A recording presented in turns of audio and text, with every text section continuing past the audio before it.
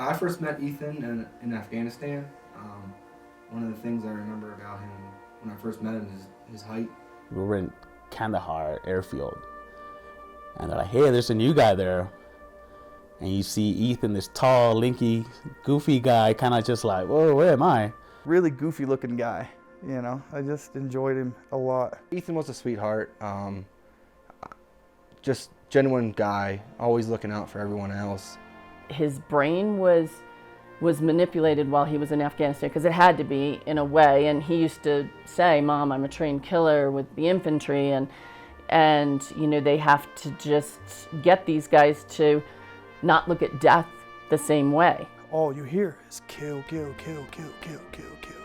Kill or be killed, kill or be killed. Almost every day I question, why are we here? Like, we've been here for like 10 years. We were here, if I'm not mistaken, longer in Afghanistan than we were in Iraq. Ethan was a very, very sensitive boy who grew up to be a very, very sensitive man.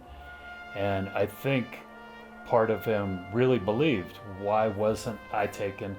He could go home to his wife and kids. And that's something that no one could ever possibly understand. It's a different war. It's not what everybody thinks it is. Everybody's like, oh, you get trained and you go in, hut, hut, hut, hut, hut. And it's two groups of dudes fighting for whatever reason that they've come up with in their own head. And they're just shooting at each other out of fear and pure chaos. When I first found out about Ethan, it was in mid-November of 2015.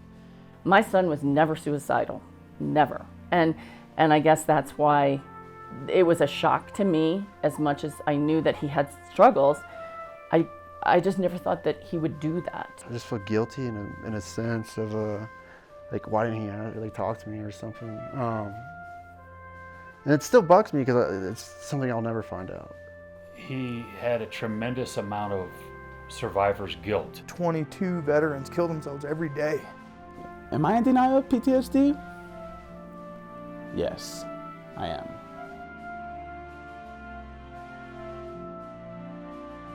We've all had dreams about him just visiting in our dreams and just smiling at us, even if we don't have a conversation with him.